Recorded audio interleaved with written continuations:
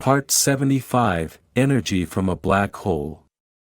Listen to a part of the sayings from the book Narrations from the Cosmos, on the topic Energy from a Black Hole, by Miodrag Alexic, who for years collected unpublished sayings from Dr. Lubisha Stojanovich's seminar, who again received all of the above from the superintelligent energies of the cosmos in deep meditation. Mexico, April 2008.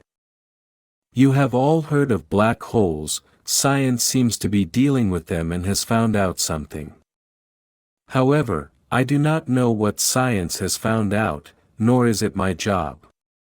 My job is to convey to you what the spiritual energies say about the black hole. The energy cloud was very short, concise. He didn't want to give me wider and deeper explanations, probably forcing me to ask the keys of sacred knowledge for some more detailed information, to familiarize myself with it, and he only gives the first information. He said that a black hole represents the compression of light, the condensing of light to the extent that light is collected in one point, and that the compression of light there is immeasurable, unimaginable for the human mind. A black hole represents an energy structure and it is spatially huge. Its volume can reach 1/3 of the galaxy's volume. Let's say our Milky Way galaxy has a black hole that occupies 1/3 of its volume, 2/3 is outside the black hole, with the fact that a black hole bound or named after one galaxy through which it extends can continue to extend into other galaxies.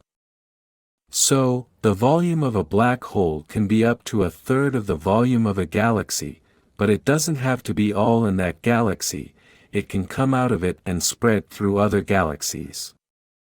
So it can be very long, like a spike that moves, a wave, for example. At the start it has a round opening, and then it thins out and gets a terribly long length and a significant narrowing, reducing its cross-section. So, it can look like a strong, elongated bag that has an opening at the front, and ends with a spike at the end. It means that it encompasses an immensely large space for human concepts. So it's an energy structure. We're not talking about any physical forms and manifestations of a black hole.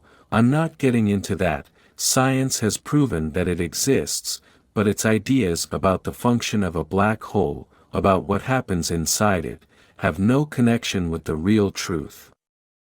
You have heard that science uses the term Big Bang for the beginning of the creation of the cosmos, some big explosion, as far as I know. It didn't happen like that, it's just empty stories, but it very much coincides with the explosion of the black hole. Do not compare the size of the galaxy with the cosmos, it is a drop of water in the sea. So, the fact that scientists believe that the entire cosmos was created by an explosion, a big bang from a single point, I have no idea how they imagined it, but it does not exist. We talked about the origin of the cosmos, that it is a gradual continuous process that is as old as the cosmos is, and that it was by no means created from a single explosion, but from the terribly hard work of the Creator and other energies that created an infinite number of energies with the accidental creation of matter and intentional creation of living beings. That's what you read in my book, Sacred Knowledge. So, from the point of view of spiritual energies, a black hole represents an energy structure that narrows in some way and where the density of light increases until it reaches its maximum at one point.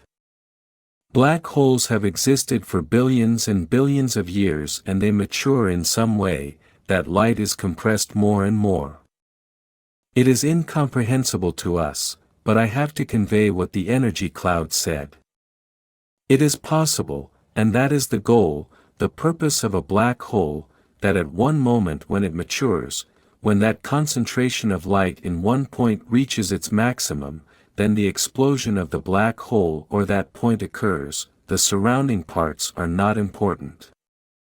In that point of tremendously compressed light, the Creator embedded the embryos of a huge number of energies and other energy structures which, when exploded, enriched that part of the cosmos with new energies and centers, new energy structures unknown to us that enriched that part of the cosmos with new content, new actions.